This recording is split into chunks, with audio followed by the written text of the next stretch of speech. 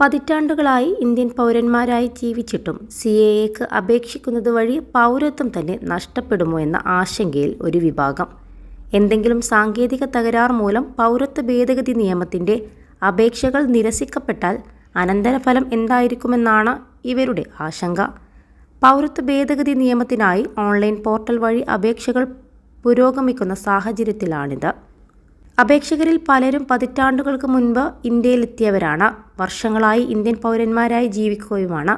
എന്നാൽ അവർ സമർപ്പിച്ച രേഖകളിൽ എന്തെങ്കിലും പിഴവുണ്ടോ എന്ന് അപേക്ഷകൾ സൂക്ഷ്മമായി പരിശോധിക്കുന്ന കമ്മിറ്റിയുടെ ശ്രദ്ധയിൽപ്പെട്ടാൽ നിരസിക്കപ്പെട്ടേക്കാം. എന്തെങ്കിലും തരത്തിലുള്ള സുരക്ഷാ ക്ലിയറൻസ് റിപ്പോർട്ടുണ്ടെങ്കിലും അപേക്ഷകൾ നിരസിക്കപ്പെട്ടേക്കാം. ഇങ്ങനെ വന്നാൽ നിയമപ്രകാരം അപേക്ഷകന് 30 ദിവസത്തിനുള്ളിൽ കേന്ദ്ര സർക്കാരിന് പുനഃപരിശോധനാ ഹർജി സമർപ്പിക്കാൻ അവകാശമുണ്ട്. അത്തരം അപേക്ഷകളിൽ കേന്ദ്ര സർക്കാരിൻ്റെ തീരുമാനം അന്തിമമായിരിക്കുമെന്നും വ്യവസ്ഥയിലുണ്ട്. +2 ഡിഗ്രി കഴിഞ്ഞവർക്ക് വേൾഡ്സ് ഫസ്റ്റ് AR/VR ക്ലാസ് റൂമിലൂടെ സ്മാർട്ട് ഫോൺ എഞ്ചിനീയർ ആവാം. കൂടുതൽ അറിയാൻ വിളിക്കൂ ബ്രിഡ്കോ ആൻഡ് ബ്രിഡ്കോ. അപേക്ഷ നിരസിച്ചാൽ പുനരവലോകനം നടത്തേണ്ടത് അതേ അധികാരമുള്ള സമിതിയാണെന്നും പുനഃപരിശോധന നിരസിക്കപ്പെട്ടാൽ ഹൈക്കോടതിയിൽ റിട്ട് ഹർജി സമർപ്പിക്കാൻ അപേക്ഷകർക്ക് അവകാശമുണ്ടെന്നും അസമിലെ അഭിഭാഷകൻ അമൻ വദൂദ് പറയുന്നു. അപേക്ഷ നിരസിക്കപ്പെട്ടാൽ ആളുകൾ തടങ്കൽ കേന്ദ്രങ്ങളിൽ എത്തിച്ചേരുമെന്ന് ബംഗ്ലാദേശിൽ നിന്ന് കുടിയേറിയ ഹിന്ദു സമൂഹത്തിൽ നിന്നുള്ള തൃണമൂൽ കോൺഗ്രസ് പാർലമെന്റ് അംഗം മമത ബാലാതാക്കൂർ മുന്നറിയിപ്പ് നൽകി. പശ്ചിമ ബംഗാളിലെ മട്ടുവ സമുദായത്തിനാണ് അപേക്ഷ നിരസിക്കുന്ന കാര്യത്തിൽ ഏറ്റവും കൂടുതൽ ആശങ്കയുള്ളത്. 1971 പാകിസ്ഥാനുമായുള്ള യുദ്ധത്തിന് മുൻപും ശേഷവും ബംഗ്ലാദേശിൽ നിന്ന് കുടിയേറിയതാണ് ഈ പട്ടികജാതി വർഗ വിഭാഗങ്ങൾ. രേഖകളൊന്നുമില്ലാതെയാണ് ഇവരിൽ പലരും ഇന്ത്യയിലേക്ക് വന്നത്. എന്നാൽ കാലക്രമേണ അവർക്ക് പാസ്പോർട്ടും വോട്ടർ ഐഡന്റിറ്റി കാർഡും പോലുള്ള ഇന്ത്യൻ പൗരത്വം തെളിയിക്കുന്ന എല്ലാ രേഖകളും ലഭിച്ചിട്ടുണ്ട്. 23 ലക്ഷത്തോളം സന്തുഷ്ടരായ ഉപഭോക്താക്കളും 2 ലക്ഷത്തോളം തിമിര ശസ്ത്രക്രിയകളും പൂർത്തിയാക്കിയ മലബാറിലെ ഏക കണ്ണാശുപത്രി Al Salama eye hospital, hospital road, Perinthalmanna. Matua സമുദായത്തിൽ നിന്ന് തൃണമൂൽ കോൺഗ്രസിനും BJPക്കും MP മാരുണ്ട്.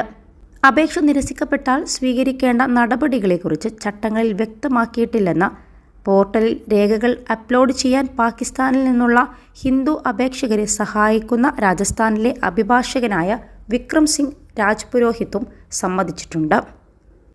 ചിലർക്ക് അപേക്ഷ സ്വീകരിച്ചതായുള്ള സ്വീകരണം പോലും ലഭിച്ചിട്ടില്ല.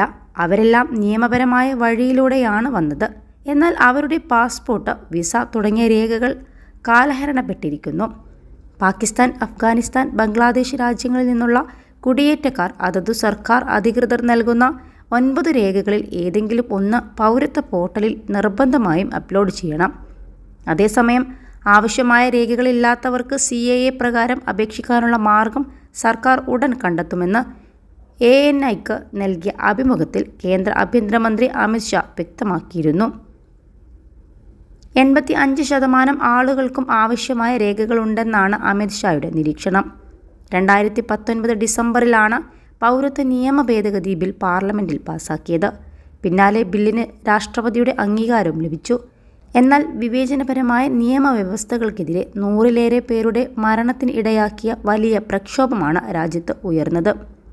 പാകിസ്ഥാൻ, ബംഗ്ലാദേശ്, അഫ്ഗാനിസ്ഥാൻ എന്നീ അയൽപക്ക രാജ്യങ്ങളിൽ നിന്ന് ഇന്ത്യയിലേക്ക് മതിയായ രേഖകളില്ലാതെ തന്നെ 2014 ഡിസംബർ 31 മുൻപ് കുടിയേറിയ മുസ്ലിങ്ങളല്ലാത്തവർക്ക് പൗരത്വം അനുവദിക്കാനാണ് നിയമവ്യവസ്ഥ.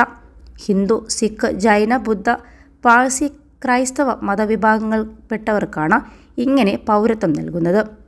യാത്രാരേഖകളില്ലാതെ ഇന്ത്യയിൽ എത്തിയ വർഷം അപേക്ഷകർ സ്വമേധയാ രേഖപ്പെടുത്തണം.